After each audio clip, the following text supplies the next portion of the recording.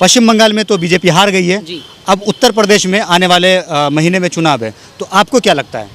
देखिए, उत्तर प्रदेश के अंदर भारतीय जनता पार्टी के पास कोई मैनिफेस्टो नहीं है।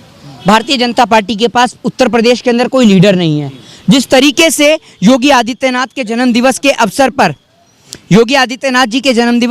पर देश के माननीय प्रधानमंत्री या फिर आप कह सकते हैं सोशल मीडिया मास्टर या फिर कैमरामैन प्रधानमंत्री जी या 24 घंटे ट्विटर पर एक्टिव रहने वाले प्रधानमंत्री नरेंद्र मोदी जी अपने ही मुख्यमंत्री को बधाई नहीं देते उनके जन्मदिवस के अवसर पर, तो आप ये देखिए सरासर फिर उसके बाद उत्तर प्रदेश के मुख्यमंत्री को दिल्ली में आना पड़ता है, बड़े बड़े नेताओं से मुलाकात करनी पड़ती है, क्योंकि उत्तर प्रदेश की शासन व्यवस्था बहुत खस्ता है।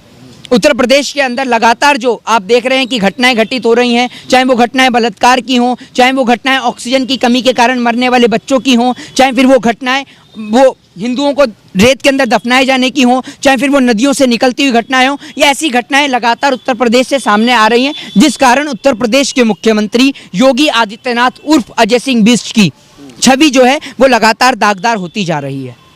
देखिए, सीएम के दावा करने से कुछ नहीं होगा, सीएम के दावा करने से कुछ नहीं होगा। प्रधानमंत्री मोदी जी ने भी कहा कि 15-15 लाख आएंगे, लेकिन वो आज तक नहीं आए हैं और उसकी वीडियो मैं आपको दिखा भी चुका हूं प्रूफ के तौर पर। सुनिए, एक मिनट आप इंटरप्ट मत करिए जी, ठीक है। आप 15 लाख की बात कर लें, चाहे फिर आप 100 स्मार्ट सिटी की बात कर लें, चाहे वो 2 करोड़ आप रोजगार की बात कर लें, भारतीय जनता पार्टी अपने लगातार वादों पर, अपने लगातार देश की जनता से जो उन्होंने मैनिफेस्टो में वादे किए थे उन पर निसफल और नाकाम रही है। और इसी कारण से अब इस देश की जनता भारतीय जनता पार्टी के नेताओं को देखना और सुनना पसंद नहीं करती है।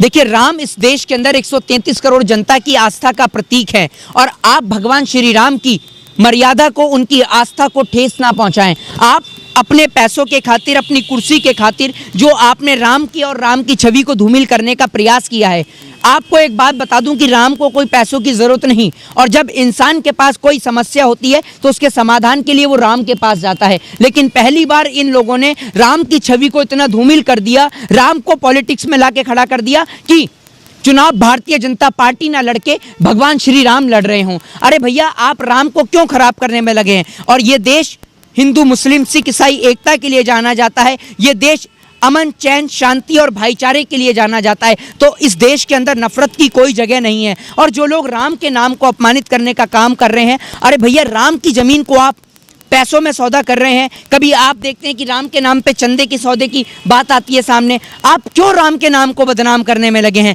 राम हमारी आस्था से जुड़े हैं, हमारे हृदय में राम है, और हमें इसका प्रमाण किसी भारतीय जनता पार्टी के नेता को या प्रवक्ता को देने की आवश्यकता नहीं है। अच्छा, किसी भी पार्टी को पॉलिटिक्स में धर्म को बीच में लाना चाहिए, ये कितना सही है? देखिए, धर्म लाना बिल्कुल ही गलत है। और आप एक बात मुझे बताइए, आप बात करते हैं हिंदू राष्ट्र की, तो आप सबसे पहले अगर हिंदू राष्ट्र की बात करते हैं, भारत एक सेकुलरिज्म देश है, तो आपको सबसे पहले कॉन्स्टिट्यूशन से सेकुलरिज्म को हटाना होगा। और हमें भी हिंदू राष्ट्र चाहिए, लेकिन हिंदू राष्ट्र में हमें हिंदू नहीं, हमें हिंदू मुस्लिम सिख ईसाई वाला हिंदू राष्ट्र चाहिए, जिसमें सभी व्यक्ति एक साथ एक मिलजुल कर रहें, अमन चैन शांति और भाईचारे के साथ रहें। अच्छा, भारतीय जनता पार्टी के जो अब पश्चिम बंगाल की अगर हम बात कर ले, तो पश्चिम बंगाल में जो भारतीय जनता पार्टी के लीडर हैं, मुकुल रॉय हों, उनके बेटे हों, वो अब जो है क्या नाम है इसमें टीएमसी में आ गए, और भी कई मतलब ये खबर आ रही है कि और भी बीजेपी के जो लीडर हैं वो टीएमसी में शामिल होने वाले हैं। देखिए, आप ये देखिए कि इसीलिए भारतीय जनता पार्टी का लोग साथ छोड़ते जा रहे हैं, जिन लोगों का ज़मीर आज भी जिंदा है और जिन्हों की आंख में अभी भी थोड़ी बहुत शर्म बाकी है, वो लोग भारतीय जनता पार्टी उर्फ भारत जलाओ पार्टी का दामन छोड़ के वापस अपनी पार्टी में वापस आ रहे हैं, चाहे वो टीएमसी हो, चाहे वो कोई सी भी पार्टी हो, क्योंकि लोग देख रहे हैं कि लोगों पे किस तरीके से भारतीय जनता पार्टी ने अत्याचार किया है, उनके साथ शोषण किया है, उनके बच्चों के भविष्य के साथ में शोषण किया है। आप अपनी आने वाली पीढ़ी को क्या जवाब देंगे कि आपने अपनी आने वाली पीढ़ी के लिए क्या छोड़ा है?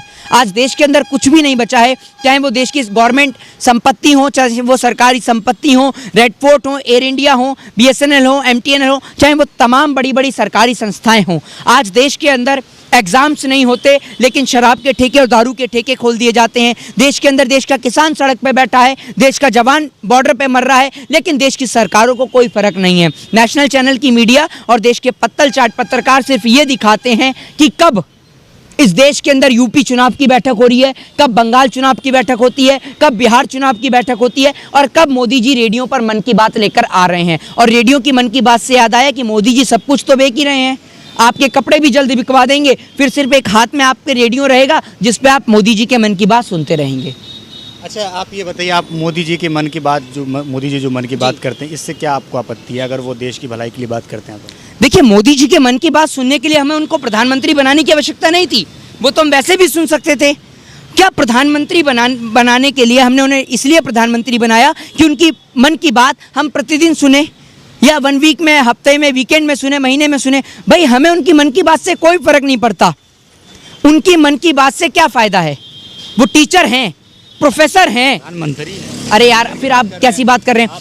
आप एक बात बताइए, टीचर की मन की बात तो स्टूडेंट सुनना चाहता है, लेकिन आपने स्कूल बंद कर रखे हैं। आप ऑनलाइन क्लास की व्यवस्था कराते हैं तो ये नहीं पता चलता कि कब आप किस राज्य के अंदर नेट सेवा बेहाल कर दें। आप तो जम्मू कश्मीर की बात करते थे, आपने पूरे देश को जम्मू कश्मीर बना दिया। पता नहीं चलता कि अब देश के कब किस इलाके में कब धारा 144 लागू हो जाए, कब इमरजेंसी लागू कर दें, पता नहीं है, और कब नेट सेवा बेहाल कर दें। तो आपने तो पूरे देश को जम्मू कश्मीर बना दिया। जी, टीचर हैं, हिंदू हृदय सम्राट तो हैं। हिंदू हृदय सम्राट कहाँ से हो गए? आप देश में कैसी बात करते हैं? एक और आप सेकुलरिज्म की बात करते हैं, एक और आप देश के अंदर जो है धर्मनिरपेक्षता की बात करते हैं, और दूसरी ओर आप बात करते हैं हिंदू हृदय सम्राट। कैसा हिंदू हृदय सम्राट? जो हिंदुओं को दफना रहा है रेत में, और जब आंधी चलती है तो रेत उड़ता है तो उनकी लाशें दिखाई देती हैं?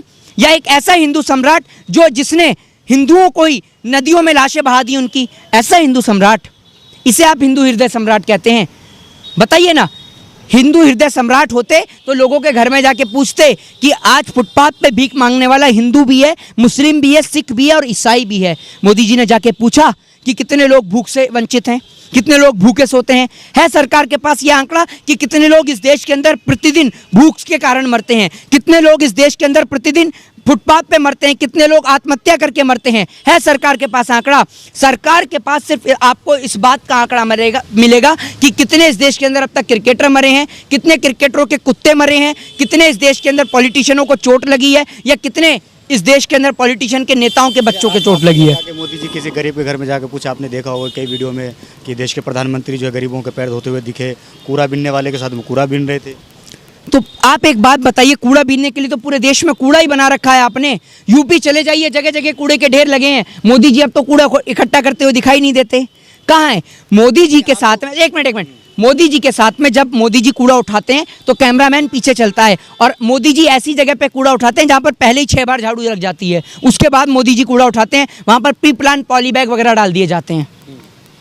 अच्छा, आप ये बताइए कि आप लोग हर चीज़ पे मोदी जी का विरोध क्यों करते हैं? मोदी जी दाढ़ी बढ़ाते हैं, उस पर विरोध करते हैं। मोदी जी की डिग्री चाहिए आपको, मोदी जी कोई काम करते हैं तो उस पर, अभी कृषि बिल है तो आप उस पर विरोध कर रहे हैं। देखिए, मोदी जी सुनिए, मोदी जी के नाम है दाढ़ी से, मोदी जी बढ़ा सकते हैं ना। ओहो, मोदी जी के नाम है दाढ़ी से दिक्कत ना, मोदी जी के हमें बालों से दिक्कत ना, मोदी जी की वेशभूषा से दिक्कत। तानाकशी करते हैं ना? बिल्कुल कर रहे हैं। अब बता रहा हूँ क्यों कर रहे हैं। क्यों कर रहे हैं तानाकशी? बताइए, जो हमारे ऑडियंस है, जो देश की जनता, वो जानना चाहती है कि मोदी जी के दाढ़ी पर आप लोग तानाकशी क्यों करते हैं। आपको बताता हूँ कि मोदी जी की दाढ़ी और मोदी जी के कपड़ों पर क्यों तंज कसा जाता है। एक बात मुझे बताइए, 10 लाख रुपए का सूट प्रधानमंत्री मोदी जी चाय बेचकर लेकर आए थे।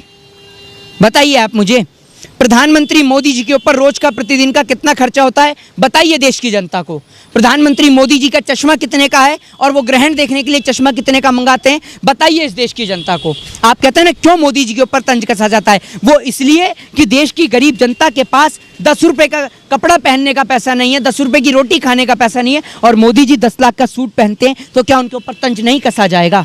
आपको दिखाई नहीं देता, लेकिन हमें दिखाई देता है, इस देश की जनता को दिखाई देता है। जय हिंद, जय भारत, वंदे मातरम। बहुत शुक्रिया मोहित शर्मा। तो मेरे साथ यहाँ पे मोहित शर्मा जुड़े हुए थे। मैंने कई मुद्दों पे यहाँ पे बात करने की कोशिश करी। आपको क्या लगता है इस वीडियो के नीचे कमेंट करके जरूर बताइएगा। वीडियो अगर आपको अच्छा लगा हो तो इसे लाइक और शेयर जरूर कीजिएगा। जय हिंद, जय भारत, अपना ख्याल रखिए, हंसते रहिए, मुस्कुराते रहिए।